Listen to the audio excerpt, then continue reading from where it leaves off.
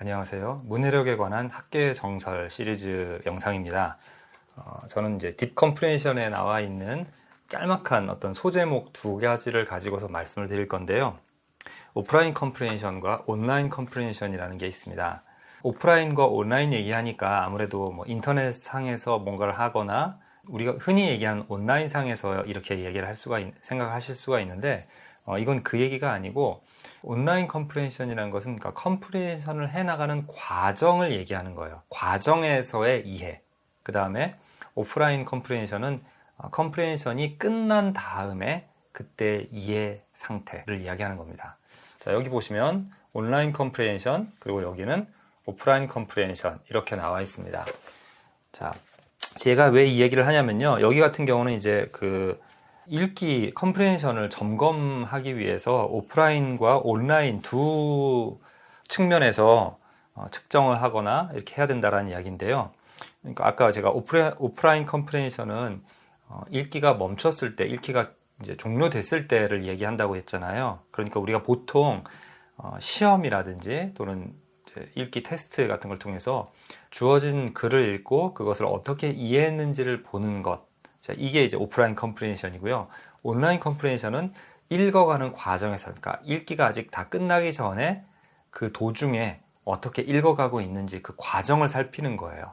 이 두 가지가 다 병행이 돼야 되는데 사실 보통 이제 오프라인 컴프레hen션만 얘기를 하죠. 오프라인 컴프레hen션에서는 어떤 걸 살피냐면, 그러니까 우리가 문장이든 어떤 단락이든 읽고 나서 우리가 얼마나 글의 내용에서 여러 가지들을 기억해내느냐예요. 스스로 읽고 내가 잘 읽었는지를 점검하려고 할 때 이런 부분들을 신경 써서 봐야 된다는 거예요. 그래서 일반적인 이해가 됐느냐라고 물어보는 게 있고요. 또 글의 내용을 기억해내서 말을 하는데 이 굉장히 이제 구체적인 내용들, 뭐 누구 사람 이름이라든가 어떤 연도라든가 아니면 뭘 했다라는 그 구체적인 정보에만 초점을 맞추고 있느냐 아니면 거시적으로 생각하느냐. 근데 거시적으로 생각하는 게 되게 더 바람직하고 좋을 것 같지만 거시적으로만 생각을 해서 구체적인 사항들을 많이 뭉뚱그리거나 무시해서 세밀한 부분들을 모른다거나 이래도 문제가 되는 거예요. 그러니까 거시적인 것들을 보면서도 구체적인 것, 그 중에서 중요한 것들은 남아 있어야 되는 거예요. 그냥 구체적인 것과 거시적인 게 둘 다 있다. 여기서 끝나는 게 아니라 거시적이면서도 그 중심에 있는 거죠. 자, 그러니까 우리가 보통 이제 멀리서 보냐, 가까이서 보냐 이렇게 얘기를 하잖아요. 그러니까 가까이서 보면 구체적인 사항들, 디테일한 부분들을 알 수가 있죠. 하지만 그 구체적인 게 굉장히 여러 개가 있는데 그걸 다 나열을 하면 그냥 글에 뭐라고 써 있는지를 그대로 카피하는 거잖아요. 그게 아니라 그 구체적인 것들 중에서 이 글이 중점적으로 초점을 맞추고 있는 것을 언급하기에 예시가 된다거나 좀 핵심적인 정보에 관련된 구체적인 사항, 그거를 얘기한다면 그 다른 것들은 굳이 얘기할 필요가 없는 거죠. 그래서 이 글의 핵심이라고 할 수 있는 것을 구체적이든 거시적이든 그 핵심적인 범위 내에 있으면서 작고 세밀한 범위 또는 큰 범위에서 얘기를 하고 있는지 이런 것들을 살펴보면 그 사람이 글을 충분히 이해했는지 아닌지를 살펴볼 수가 있습니다. 자, 그 다음에 그리고 이제 그냥 핵심이 아니라 이 글 안에는 뭐가 어떠어떠하다인데 뭐가 어떠어떠하다는 굉장히 단순화시킨 구조고 이것 때문에 이러이러한 일이 생겼다 이런 것일 수 있잖아요. 그러면 이때는 조금 우리가 말을 바꿔보면 어떤 현상의 원인은 무엇이다. 그렇죠? 그러니까 어떤 것이 보이는데 그것의 원인은 이거야. 이걸 얘기해 주는 게 핵심일 수 있죠. 반대로 어떤 것들이 지금 벌어지고 있거나 어떤 일들이 이렇게 되어져 있는데 이것으로 인한 결과로 어떤 현상이 나타날 수 있다. 그러면 이건 방금 원인을 얘기하는 글이나 이것이 원인이 돼서 다른 현상이 일어날 수 있다는 거랑 구조가 좀 비슷하죠. 자, 이런 것들도 역시 이럴 때는 그냥 하나가 아니라 뭐가 어떠어떠해서 이러이러하다. 이러니까 그 글의 중심이라는 게 약간 이렇게 두 덩어리로 얘기할 수도 있겠죠. 그러니까 이런 형태들, 이런 구조까지 나타나는 게 오프라인 컴프레hen션에서 충분히 나타나느냐. 그걸 보고서 이 사람이 잘 이해했는지 아닌지를 봅니다. 그래서 저도 읽기 전략에서 글을 어떤 형태로 이 사람이 이해해서 서술하느냐 그걸 살펴봅니다. 그러니까 나왔던 얘기를 충분히 하느냐, 거기서 끝나는 게 아니라 어떤 형태로 이 사람이 글을 다시 이렇게 재현해내는지를 잘 살펴보려고 해요. 자, 그 다음에 이제 온라인 프로세싱이 있어요.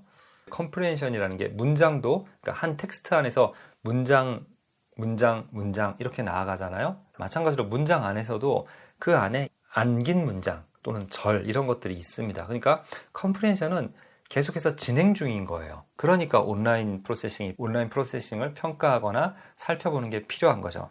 다만 우리 머릿속으로 들어가서 이 사람이 지금 잘 이해하고 있는지를 들여다볼 수는 없기 때문에 흔히 think aloud라고 해서 현재 어떻게 이해하고 있는지를 이야기하는 겁니다. 훈련하거나 테스트하는 입장에서는 글을 쭉 읽어가는데 중간중간에 잠깐 물어봐요. 그렇게 물어보고 그 다음에 조금 더 가다가 물어본다든지. 그래서 전체적인 단락 읽기를 이제 어떤 이해해가고 그 다음에 어떤 이해하고 이렇게 가는지를 물어봅니다. 예를 들어서 단락이 한 5, 7문장으로 되어 있는데 2문장 읽고 나서 어떤 생각하고 있는지 얘기해봐라. 그 다음에 세 번째, 네 번째 문장 읽은 다음에 또 얘기해보라고 이야기하는 거죠. 그리고 거기에 대해서는 코멘트를 안 하는 거예요. 근데 요거는 약간의 이제 침습적인 문제가 있는데 뭐냐면 침습이라는 건 이제 침범을 하는 거예요. 그러니까 우리 뇌를 연구할 때 뇌에다가 이렇게 전기 자극을 주기 위해서 핀을 꽂는 경우가 있거든요. 그러면 어떻게 돼요? 뇌에 전기 그 핀이 들어가니까 상처를 내고 뇌가 원래 실험하려고 했던 것보다 뭔가 변화가 생긴 거잖아요. 그러니까 뭐가 안 꽂혀 있던 뇌에 꽂아서 실험을 하니까 이게 이제 달라지잖아요, 조건이. 마찬가지로 우리가 2문장을 읽고 나서 지금 어떤 생각을 하는지 생각해봐라. 그러면은 지나쳤을 것도 한번 자기가 돌아보니까 그 내용을 돌아보고 점검할 수 있는 기회를 줘요. 가만히 내버려뒀다면 그 사람이 안 했을 것을. 그러니까 이게 테스트 측면에서는 약간 침습적인 부분이 있어서 테스트를 100% 그 사람이 혼자서 해냈을 그 과정을 평가한다고 볼 수는 없지만 반대로 훈련하는 측면에서는 이렇게 중간중간에 질문을 던져주는 것이 굉장히 좋습니다. 왜냐하면 글을 한 단락 또는 글을 읽어나가는 과정에서 중간중간에 내가 지금 어떻게 읽고 있고 내가 뭐였지를 다시 돌아보는 거예요. 그럼 돌아보면 되뇌이는 거니까 잊어버리지 않고 한 번씩 더 생각을 하죠. 그러다 보면 내가 이제 새로운 문장을 읽으면서 밀려나갈 것들을 한번 되새기고 가는 거예요. 그러면 이게 그냥 읽었을 때부터 좀 남아있거든요.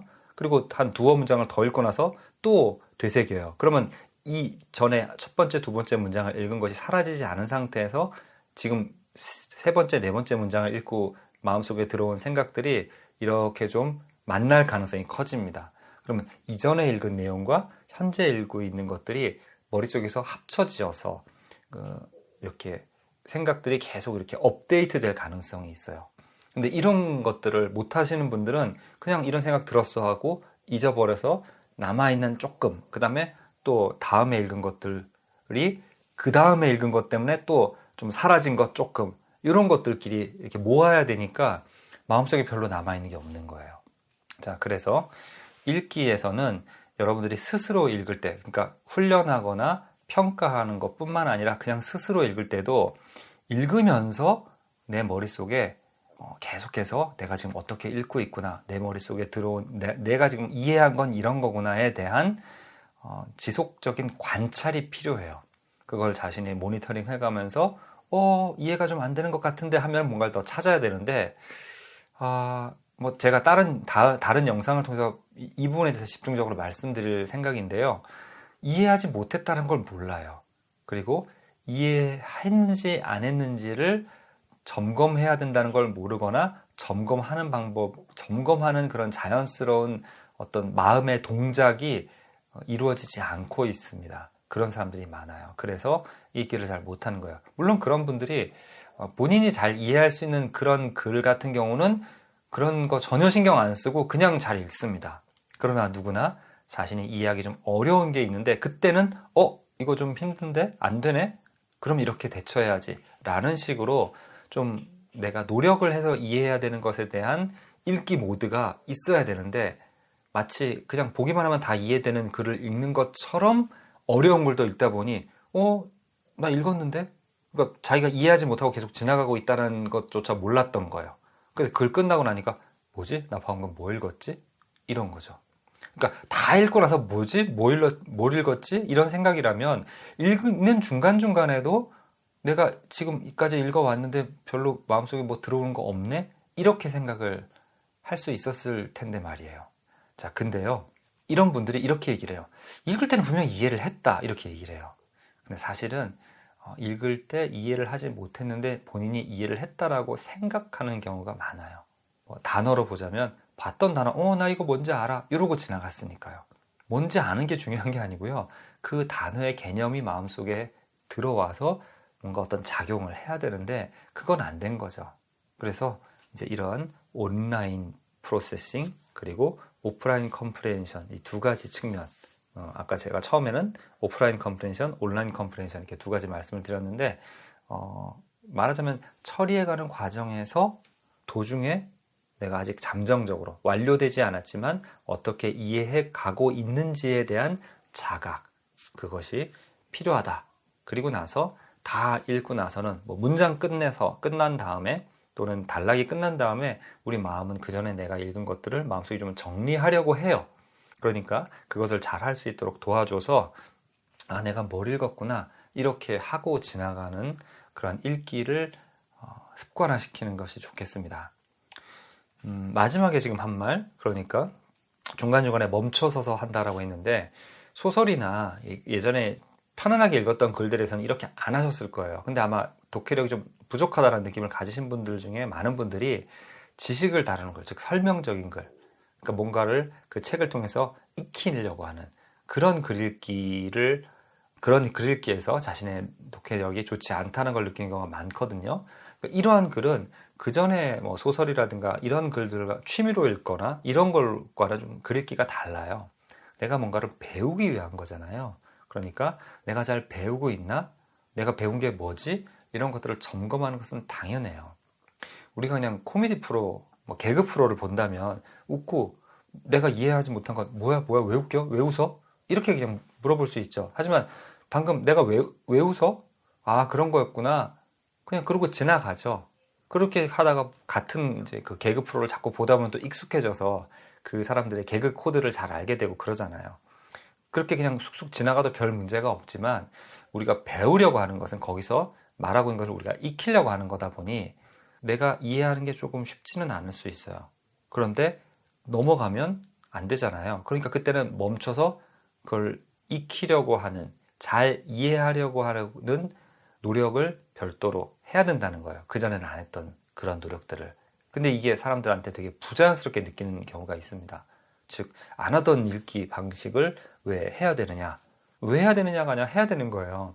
여러분이 정말 그냥 아무렇게나 해 먹으려고 하면 음식을 하는데 그냥 아무렇게나 해서 배만 부르겠다 하면 그냥 오늘은 좀 맛있게 됐네? 오늘은 좀 망쳤네? 하면서 먹잖아요.